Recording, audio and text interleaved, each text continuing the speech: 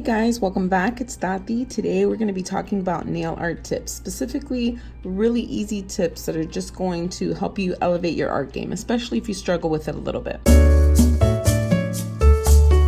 This is some cured gel. As you can see, it's shiny. I don't have a top coat, but when gel cures, it has an inhibition layer, unless it's a no wipe specifically. So that inhibition layer is a little bit sticky, and when doing art, might get a little bit in the way, make your lines a little bit blurry or muddled, or might give you a hard time getting the technique or effect that you want. So what I'm going to do is I'm just going to wipe half of this nail. I'm going to clean it of that inhibition layer. And some lines that I definitely have a hard time making if I have a wet coat or a sticky coat. If I want to do some really cool like streaking, when it's wet, it gives me, I guess, a streaking, but more of like a fading effect. I don't really get like the raw brush stroke effect that I like. So I'm going to try that again on the dry side. And you see that difference, the texture that it kind of gives it. Let me see if I can get a little close. There you go. So that's the difference between doing art on a sticky layer and a dry layer. You have a little bit more to grip, and a lot of times you're going to be able to make much straighter and finer lines, especially if you're using very thin gels. So definitely make sure that you're wiping off the inhibition layer. It might help you out a little bit more on what you're doing, or just elevate your brush strokes and technique a little bit more to give it a little more dimension, a little more texture. So the next thing that I want to show you is playing with the consistency of the gel, talking about thin gels. So what I have over here is just a nail that I polished with a sheer background. Let me wipe it off. Dry it up a little bit. You want to make sure that you don't have your alcohol pad too saturated, but I just want to make it super dry. And I'm going to be using two different gels. Now, some gels are a little bit thicker than others, and playing with the consistency of gel or knowing which gels you have are thicker than others is really good to know, because it's definitely going to help you when doing art without the need of having to go out and buy art gels. People call them art gels, but really they're just gels that come in tubs like this. And the gel, let me open this for you. And the gel is way thicker. This one's actually almost empty. Let me show you this one. See there, I can have this upside down all day, and that gel is probably still going to be in the same spot. So these are really awesome to have, but you don't need to go out and spend extra. A lot of the gels that we have in our shop are nice and thick, and it'll definitely make the difference. I'm actually going to use black as my example, so I'm just going to make I guess a cute little fall flower. We'll call it a fall flower just because it's fall. So I'm going to go ahead and this is an OPI, I think black onyx. With 3 coats, it's definitely super bold. I say 2 coats, it leaves a little more opportunity, but it's definitely a more sheer black versus this one, which is black velvet from Perfect Match. Definitely one of my favorite blacks to use for art. So I'm just gonna go ahead and I'm just gonna make some little leaves here, or petals on this side. And then on this opposite side, I'm gonna do it with Perfect Match.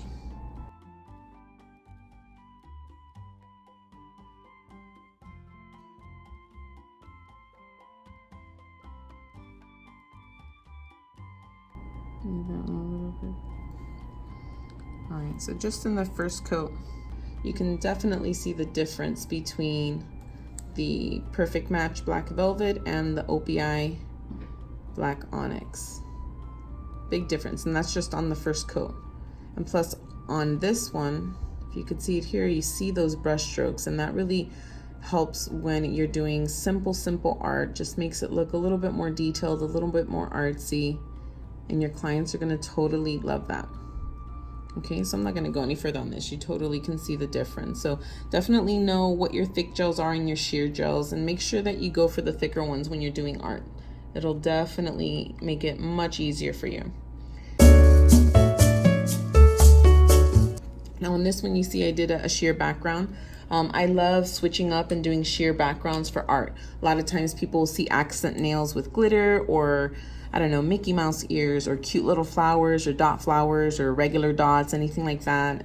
And white is really the most common background color that you see, and it's really, really nice. But I love the way using a very sheer color, not even beige, but just a super sheer color, the difference that it makes on art. Whether I'm doing hearts or flowers, I tend to usually go to a more sheer color for the accent nails. I feel like it brings it out without being so, you know, out there, standing out. If that's the goal that we're going for, then definitely use the white, but don't be afraid to go a little sheer. You'll see a big difference in some of the same art that you've been doing. It'll give it a different aesthetic. And now for the holidays, I'd say it's definitely dainty, really elegant, super cute. So definitely play a little bit with the sheer colors for your backgrounds.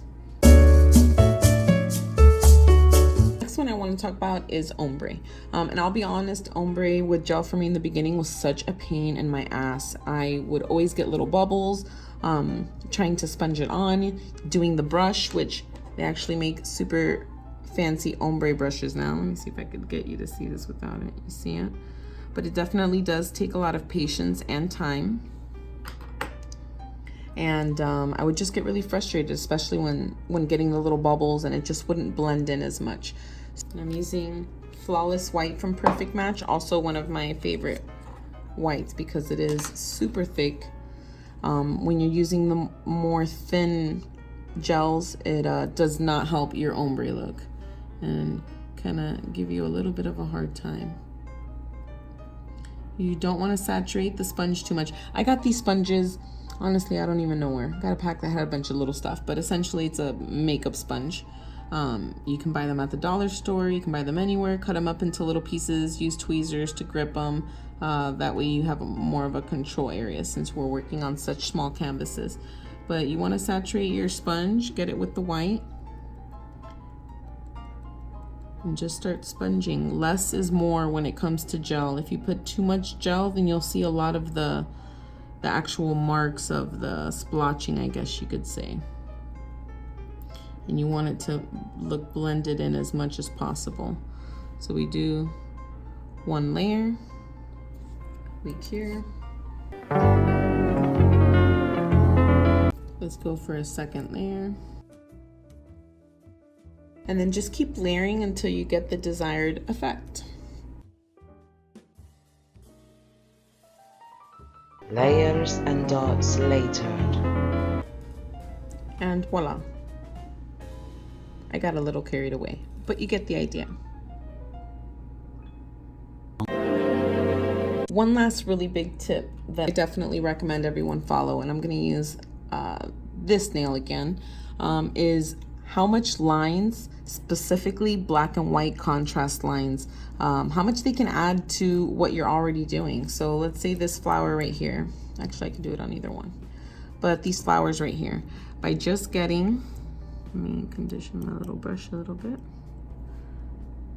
By getting my thick gel and going around, making little outlines.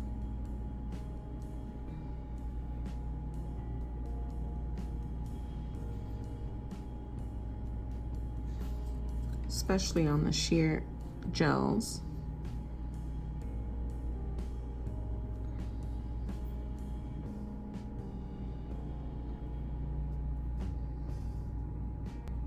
Voila. Super, super cute little addition, and it totally elevates the nail art. I would actually even go in and add a little bit of white detail. Why not? Here it is cured, super cute. You want to go a little bit further, add a couple of cute lines. Nice, soft and gentle. I love giving anything an abstract look.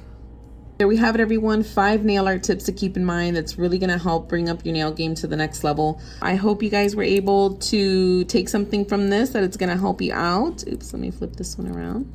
Thank you so much for watching. In the next couple days, I'll have another awesome video. So if you haven't already, make sure that you're logged on to my Instagram. Make sure that you like and subscribe if you haven't done so. I do appreciate the shares. And I cannot wait to bring you some more stuff. So I'll see you guys next time. Bye.